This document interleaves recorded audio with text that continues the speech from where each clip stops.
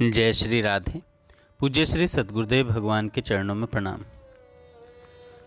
भगवान नाम की महिमा असल में हमारे जीवन को, हमारे हृदय को भगवान के साथ जोड़ने की कर्ता के अधीन यदि कोई कड़ी है तो वह नाम है। इसमें कर्म कांड की ज़रूरत नहीं, न ब्राह्मणों की अधीनता, न मंत्र की पराधीनता।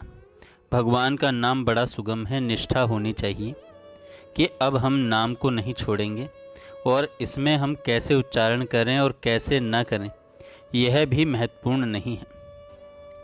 जब हम भगवान का नाम उच्चारण करने लगते हैं तब आलस्य, प्रमाद और निद्रा, इन तीनों पर विजय प्राप्त करने की एक युक्ति मिल जाती है। आलस्य करोगे तो नाम कैसे लोगे? भूल जाओगे तो माला हाथ से गिर जाएगी। ध्यान करने में निद्रा भले आ जाए, नाम उच्चारण में निद्रा कैसे आएगी? तो तमोगुणी वृत्तियों पर विजय प्राप्त करने का सरलतम उपाय है कि आप भगवान का नाम लें।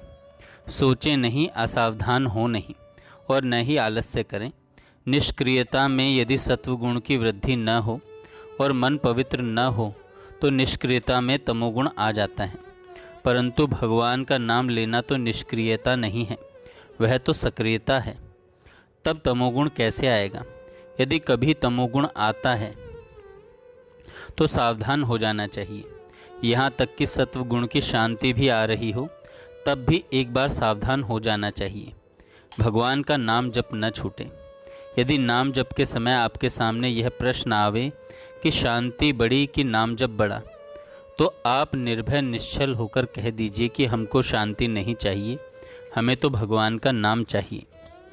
यदि आप भगवान का नाम लेते हैं तो नाम जप में विघ्न डालने के लिए चाहे भाव समाधि हो, चाहे निरोध समाधि, उसको हाथ जोड़कर कहना, तुम बाद में आना, अभी हमारी माला पूरी हो जाने दो, हमें भगवान का नाम लेने दो।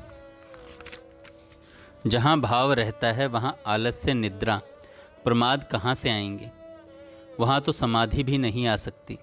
स्वयं भगवान भी आपके नाम जप में बाधा नहीं डाल सकते। तो एक बात तो यह हुई कि तमोगुणी वृत्तियों पर विजय प्राप्त करने के लिए नाम का जप बड़ा भारी सहारा है। अच्छा, आप नाम जप करेंगे तो किसी को गाली कैसे देंगे? नाम जप करेंगे तो किसी की निंदा कैसे करेंगे? नाम जप करेंगे तो किसी की चुगली कैसे करेंगे? घंटे 2 घंटे तो आपके बिना निंदा किए, बिना चुगली किए, बिना झूठ बोले, बिना संसार की चर्चा किए निकल जाएंगे। तो हिंसा गई, चुगली गई, झूठ गया। नाम लेते हैं तो आपके दोष दुर्गुण छूटते हैं कि नहीं? दुर्भावना छूटती है कि नहीं? अच्छा, नाम ले रहे हैं तो आपका राग कहाँ है? भगवान के नाम के जप में सबसे बड़ी बात यह है कि जब बार बार भगवान का नाम लेंगे, अभ्यास होगा, तो संसार में जो तृष्णा है, राग है और संसारी कर्मों की ओर प्रवृत्ति है, वह छूटेगी। जैसे हीरे से हीरा कटता है, वैसे राग से राग कटता है। श्री चैतन्य महाप्रभु कहा करते थे कि नाम से जब राग हो जाता है तो रजोगुण की निवृत्ति हो जाती है। नाम की क्रिया होगी तो तमोगुणी क्रिया मिट जाएगी, और नाम से जब राग होगा तब रजोगुणी भावना मिट जाएगी। और जब एकांत में बैठकर पवित्र भावना से भगवान के नाम का उच्चारण करने लगेंगे तो दूसरी वस्तुओं का मन में आना रुक जाएगा। उस समय सात्विक कर्मों में भी रुचि नहीं होती। कई बार कहते हैं भगवान के नाम का जो आनंद है वो नहीं आता। इसका क्या कारण है? असल में हमारे आनंद में, हमारी भगवत प्राप्ति में यह जो इच्छाएं हैं, यही बाधा डालती हैं और इच्छा चेतन को घेर कर उसको अहम बना देती हैं। जो इच्छाओं से घिरा हुआ नहीं है उस चेतन में अहम भी नहीं है। आप नाम का उच्चारण कीजिए, नाम के सिवाय रूप की, समाधि की, वैकुंठ की भी इच्छा न हो।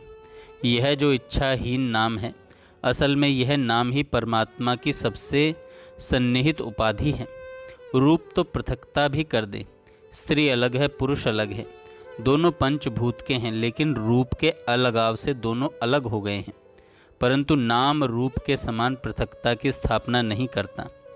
असल में नाम ही परमानंद है।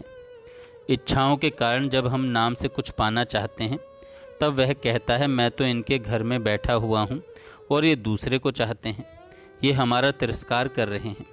बस केवल इतनी सी बात है कि नाम आपकी जीभ पर, आपके कंठ में नाम आपके हृदय में, नाम आपके सिर पर, और आप देख रहे हैं कहाँ।